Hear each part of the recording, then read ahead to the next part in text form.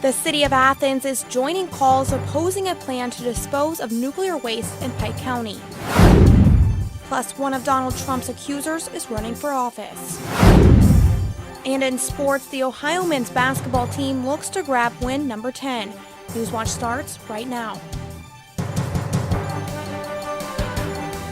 Broadcasting live from WOUB TV in Athens, this is Newswatch. Athens is the latest local government to disapprove of a plan to dispose of nuclear waste in Pike County. Good evening, I'm Chelsea Sick. Thanks for joining us. The Department of Energy is trying to build the disposal as part of a cleanup efforts for the Portsmouth gaseous diffusion plant in Piketon. The 100-acre disposal cell would store low-level contaminated waste. It's being touted as a cost-saving measure since waste would not have to be transported away from the plant.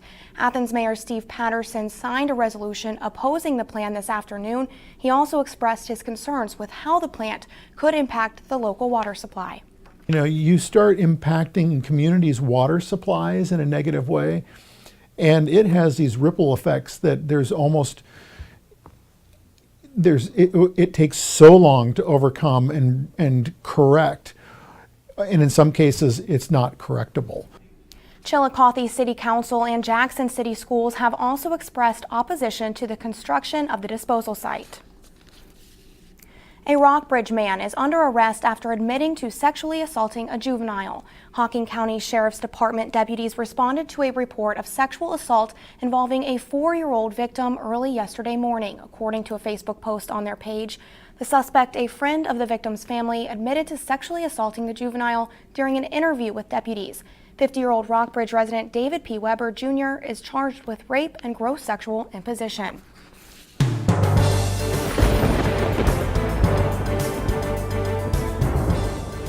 Good evening and welcome to the Newswatch Weather Center. I'm forecaster Jenny Gracke. Today we are under pretty much cloudy skies with maybe a few peaks of sun, and that is due to a front that will eventually move through our area later on tonight, which will bring us very nasty weather. But as for right now, we are 32 degrees under cloudy conditions, pretty calm, no winds like we saw yesterday, making it pretty bearable out there. As we look around the region, we see temps are pretty much in the low 30s, upper 20s, which if we were to get any precipitation as of right now, it would mostly be probably freezing rain or sleet, which is later to come because the temperatures are going to actually remain steady until that front hits us later on tonight. Going throughout the night, you see around 12 a.m. is when the chances start to pick up for some spotty freezing rain, and then it really begins to blow up on us around 4 a.m. with freezing rain. So waking up tomorrow morning, it is definitely going to be a different situation than what it is currently. Back over to you, Chelsea. People are definitely have to watch out for that morning commute. Thanks, Jenny.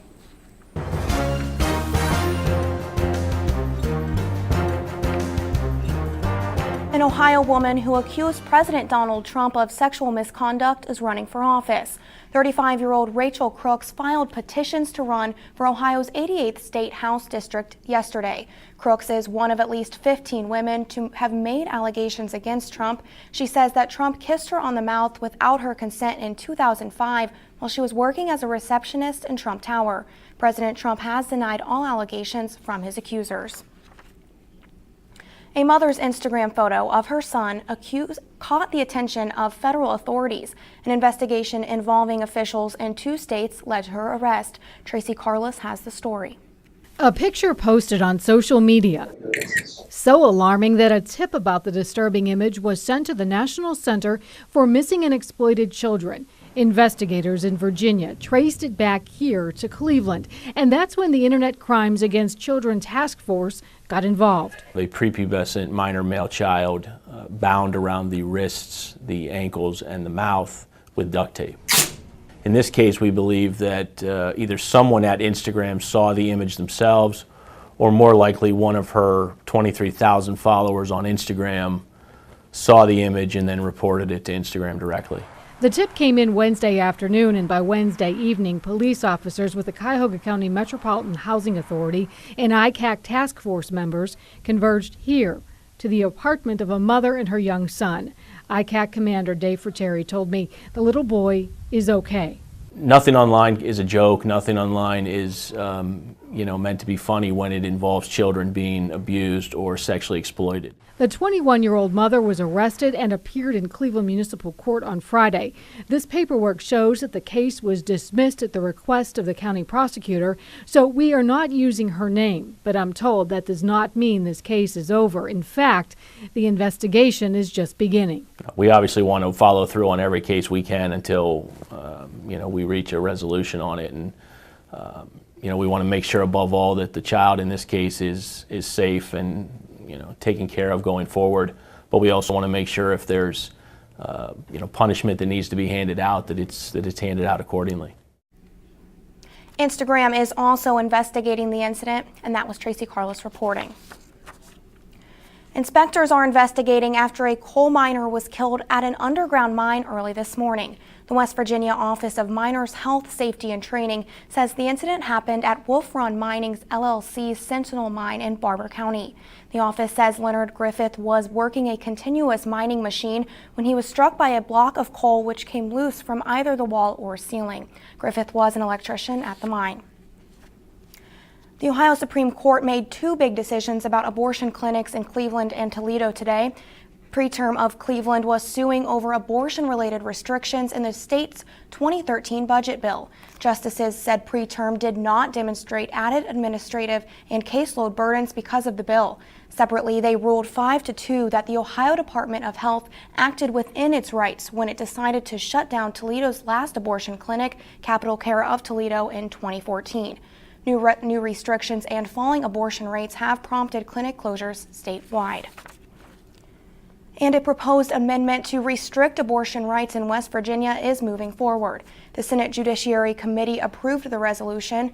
It allows lawmakers to restrict abortion rights by banning Medicaid-funded abortions unless the procedure is needed to save a mother's life. The U.S. Supreme Court upheld women's constitutional rights to abortion in 1973. The resolution says, quote, "Nothing in this Constitution secures or protects a right to abortion or requires the funding of an abortion." The amendment would still need to pass in the Senate and the House, plus a voter referendum to take effect. President Trump says he is eager to speak with Russia investigators, but his lawyers have a different opinion. And another government shutdown is looming as government funding runs out Thursday. These stories and more when Newswatch returns.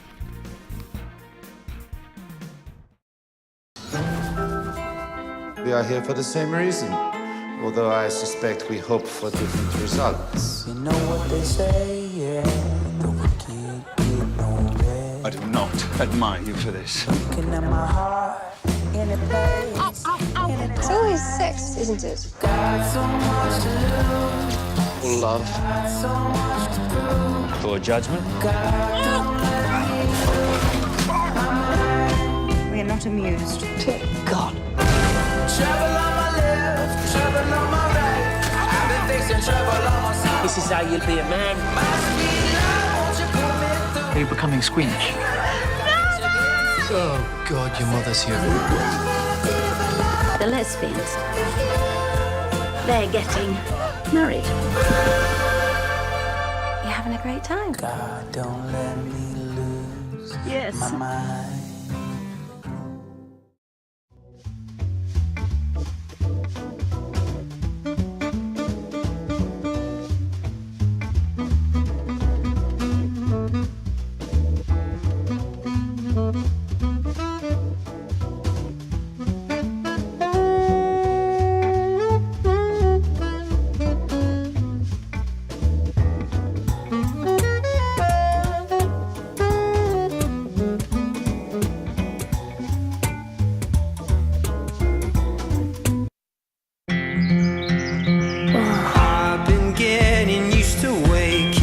Come and play with us. Onward and onward!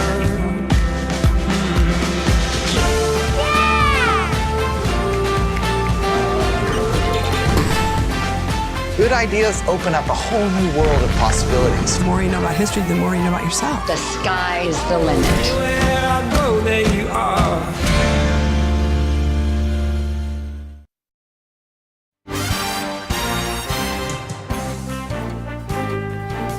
President Trump's lawyers reportedly want him to refuse an interview with Robert Mueller. Trump's attorneys argue Mueller's team has not met the, quote, threshold for a face-to-face interview. CNN's Abby Phillip reports. Lawyers for President Trump are urging him not to agree to an interview with special counsel Robert Mueller, partially out of concern that the president, who has a history of making false statements and contradicting himself, may incriminate himself with investigators, according to the New York Times. But Mr. Trump has insisted that he's eager to speak with Mueller. There's been no collusion whatsoever. There's no obstruction whatsoever. And I'm looking forward to it. I have to say, subject to my lawyers and all of that, but I would love to do it. CNN reported last week that Mr. Trump's attorneys are arguing that Mueller's team has not met the high threshold they believe is necessary to interview a president in person. The Russia probe hanging over the administration as the president decides whether or not to publicly release the Democratic memo unanimously approved by the House Intelligence Committee last night. Do you support the release of the Democratic memo, President Trump? The Democratic rebuttal challenges the accuracy of the declassified GOP memo crafted by committee chairman Devin Nunes that accuses the FBI of surveillance abuses. We want to make sure that the White House does not redact our memo for political purposes, and obviously that's a deep concern. The president attacking ranking member Democrat Adam Schiff ahead of Monday's vote, calling him one of the biggest liars and leakers in Washington, but praising Nunes as a great American hero. And during a speech in Ohio, Mr. Trump gloating about Nunes' memo, which he falsely claims vindicates him in the Russia investigation. Oh, did we catch them in the act? They are very embarrassed. They never thought they were going to get caught. We caught them. They're like the great sleuth. Democrat Mike Quigley continuing to press Nunes about whether his staff coordinated with the White House in drafting the GOP memo. I was the only member he wouldn't answer questions for. So besides having my feelings hurt, he didn't answer the question. Nunes refusing to answer questions from CNN. Did you vote to release the Democratic memo? No, the rules. We don't talk about committee business. Before again appearing on Fox News to tout his memo. Political dirt was used by the FBI, and they knew it was political dirt, to open a counterintelligence investigation into the other campaign. That's what people, I just can't believe that people on the other side are not furious about this. President Trump also raising eyebrows with this rebuke of Democrats for not applauding during his State of the Union speech. They were like death and un-American. Un-American. Somebody said treasonous. I mean, yeah, I guess why not? You know, can we call that treason? Why not? I mean, they certainly didn't seem to love our country very much. That was Abby Phillips reporting. Government funding is set to run out on Thursday, putting Congress in an all too familiar position. Natasha Chen reports. Unfortunately, we're back at that point that we were just here a few weeks ago. It has been 15 days since the last government shutdown, and now Washington is staring down the barrel of another potential stalemate in just 48 hours. The House is poised to pass another short-term bill to fund the government through March 23rd. Okay. Republicans place the blame on Democrats for the failure to reach a long-term agreement. We'll remind you that the only reason we do not have a full budget agreement is because Democrats continue to hold funding for our government hostage on an unrelated issue. That issue is immigration, specifically an agreement to protect so-called dreamers from possible deportation. Leader McConnell pledged that we would have an open process next week, after this week, and what we're going to try to do is find a proposal that can pass the Senate with 60 votes. The bill from the House will include full defense appropriations, which could make it difficult for Senate Democrats to vote down. They must stop using our troops as pawns in a game of politics. Senate Democrats will demand significant changes to the House bill, but they appear at this point to be on board with beefing up military funding. Beyond this bill, the president is already talking about the next fight. Frankly, I'll go a step further. If we don't change the legislation, if we don't get rid of these loopholes where killers are allowed to come into our country and continue to kill gang members, we'll do a shutdown, and it's worth it for our country. I'd love to see a shutdown if we don't get this stuff taken care of. And Congress isn't the only place experiencing financial problems. Yesterday was the worst day for the Dow since 2011. Kristen Holmes has more on Wall Street's sudden change. One day after the Dow's largest single-day point loss in history, another white-knuckle ride on Wall Street. The Dow swinging wildly, plummeting and spiking hundreds of points in just the first hour. But why the sudden volatility? According to analysts, there are several reasons. A strong jobs report showing an uptick in wages, so businesses will eventually have to raise prices to afford increasing payrolls, also known as inflation. That could bring rising interest rates, which will cut into corporate profits and increase payments for mortgages and loans. There are also worries over the bond market. Stocks are riskier investments than bonds, but often have a bigger payout. But the bond yield is growing, meaning investors may move money to the safer option. Plus concerns the market is growing too fast and is in need of a 5 to 10% correction. But experts say not to panic. Don't make any sudden moves. If you don't need your money soon, leave it where it is. And despite relishing taking credit for the gains in the market since his election, the stock market has added more than $8 trillion in new wealth. $8 trillion. The stock market has smashed one record after another. President Trump mum on the current volatility. The White House downplaying the market movement. The fundamentals of this economy continue to be very strong. I'm not overly concerned about the market volatility. In Washington, I'm Kristen Holmes. We'll have a look at closing stocks in just a moment, but coming up after the break, a rocket headed to Mars experienced liftoff today. That story's still ahead. Will schools be in session tomorrow, and when is our next chance of precip? That plus your extended forecast next on Newswatch. But first, here are some stocks of local interest.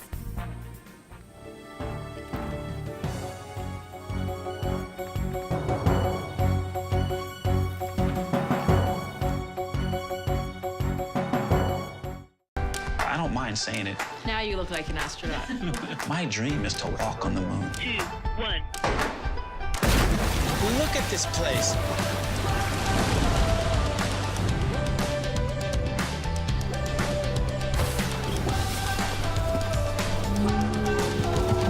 It's a crazy design. It's nearly impossible.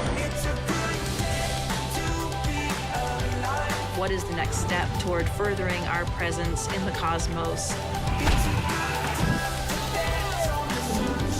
That was something. Oh, this is incredible.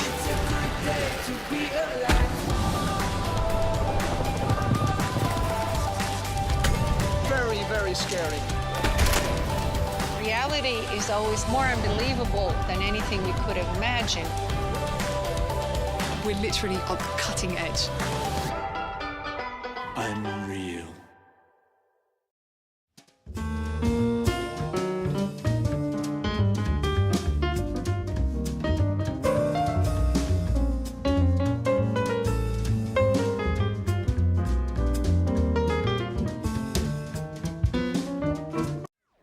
How's it going, everybody? I am Nick Niehaus, the host of Hardwood Heroes. Be sure to keep up with us all season long. We have action to cover, and all 18 teams of ours are ready to ball out. We will have action for you on Twitter, Facebook, and even Snapchat, so make sure to always be on the lookout. Our shows are only once a week, but the action is almost every day. So make sure to keep up with our YouTube channel to see nightly recaps with our 2 online hosts. We will be your guide through the crazy world of Tri-Valley Conference basketball, so be sure to stay tuned.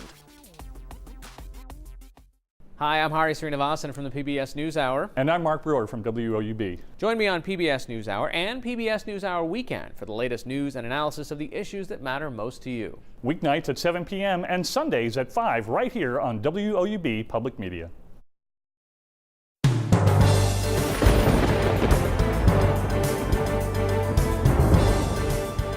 Welcome back to the Newswatch Weather Center. I'm forecaster Jenny Grecki. Here in Athens today, we saw a high of 33 degrees, which actually is right around normal for this time of year, which is actually pretty amazing because we also see the exact same thing as we saw for our high as well as our low, with 23 degrees for our official low, with the normal being around 21 degrees. But as you see this precip, we haven't had any yet, but that is shortly going to change as we go through the night. As you can see, this low pressure right here is going to move up through the Ohio Valley tonight, which will bring us a chance for wintry precip as sleet, freezing rain, snow, you name it. We're pretty much going to get it all. But as you can see by tomorrow, it all moves out to our east, so it's only like a one-day type of thing. Here are your snow totals / ice totals that we are expecting for tonight. Our upper regions are going to get more snow because of the cooler temperatures, and as you go farther south, you see the snow totals start to diminish. But if you're around in this region, that's where you're going to see more of the ice than the snow, which will make travel very tricky for tomorrow during your commute. Going throughout the night, you see 12 a.m., we will see about 50% chance of spotty freezing rain, which is when it will start to vamp up. And as you go throughout the night, it starts to get even worse from there with even more freezing rain coming through the area. Local temps tonight, this is why we will see snow in the northern because it's only around the mid-20s. But then as you go farther south, you see you're starting to get about freezing around Ironton, which is where more of the rain than the freezing rain will happen. As for tonight, we see a low of 26 degrees here in Athens. We will see the transition from freezing rain to snow, but snow won't happen until around 10 or 11 o'clock tomorrow morning, which is why we're only going to see about 2 to 4 inches of snow. That might be on a little bit of a high end for here in Athens, but we may get up to maybe a 1/4 inch, maybe a little less than that of ice with not very strong wind, which is actually a really good thing. But as we go through the day, we see the snow and rain chances start to diminish, and by your evening commute, it seems like it won't be as rough, but the roads will still be slick because we don't really have salt trucks here in Athens, so I hope all of you guys can stay safe as you go home tomorrow night. Tomorrow, not really going to change much from the lows.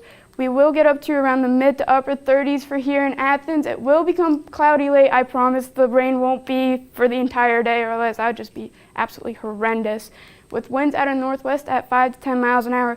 Going throughout the week, we see our only really tricky day is Wednesday with a high of 34. But after that low pressure system moves out, we clear up nicely for Friday, but another winter system comes in through for the weekend. Sadly, it's not going to be all nice and shiny for this weekend. Over to you, Chelsea. All right, thanks, Jenny. Elon Musk's Mars-bound rocket experienced liftoff today during its first test launch. SpaceX launched the rocket, called Falcon Heavy, around 3:45 p.m. from the Kennedy Space Center in Florida. The rocket's maiden voyage into space was originally set to lift off earlier in the day, but was delayed due to weather conditions. Musk has said that he hopes to land on Mars by 2022.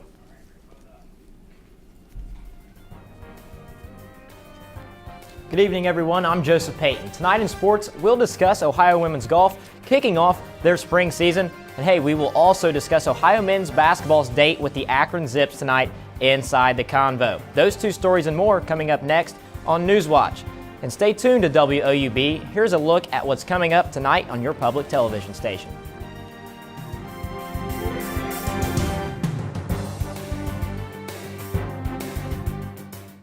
Going on, Hardwood Heroes fans, I am your host, Nick Niehaus. We are the authority on all things Tri-Valley Conference, and we have all the content you need. Be sure to stay tuned across all of our platforms so you never miss any of the action.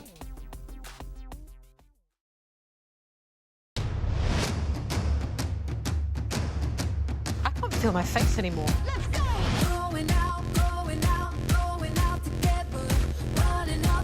You're doing good. You're just a little slow.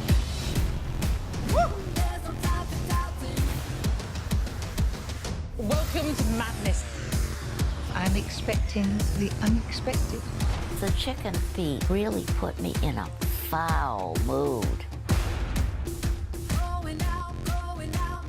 Join us for Family Ingredients Season 2. Show me your mayonnaise, and I'll tell you who you are. I can't wait to have a taste.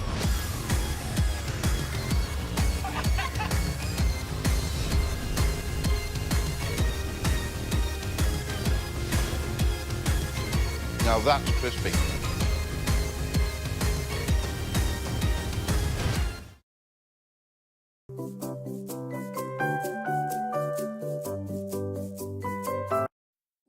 Hello, I'm Paula Kerger, president of PBS. I'd like to tell you about a terrific new membership benefit called PBS Passport. With a qualifying donation, Passport brings more than 1,000 hours of great PBS and local programming to your computer, phone, or digital media player. You can catch up on shows you may have missed or revisit some of your favorites. The best part is that you can watch whenever you want. When you make your qualifying donation, you'll help to make all of the programs you love on this station possible. So don't delay. I know that you're going to love PBS Passport, so please make that donation right now. And thank you for your support.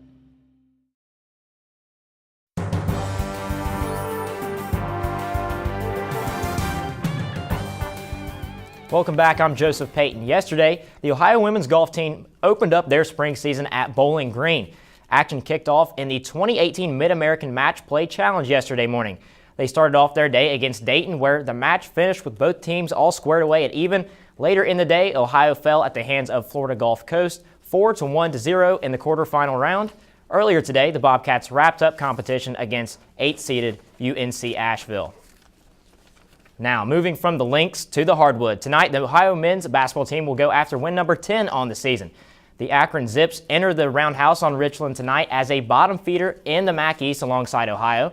The Bobcats suffered a heartbreaking overtime loss against Central Michigan last Saturday and would love to be on the right side of the scoreboard tonight. Tip-off is scheduled for 7 o'clock this evening, and for those who can't make it out to the convo, the game will be streamed online by ESPN. And of course, it's not just the guys who are looking for a W. The Ohio women's team will be doing just that, only tomorrow night. The Bobcats welcome the Central Michigan Chippewas to town. Central Michigan's visit to Athens, it gives the Cats an opportunity to take down the Mid-American Conference leader. However, the Chippewas, they have to know that they have a target on their back coming into this one tomorrow night.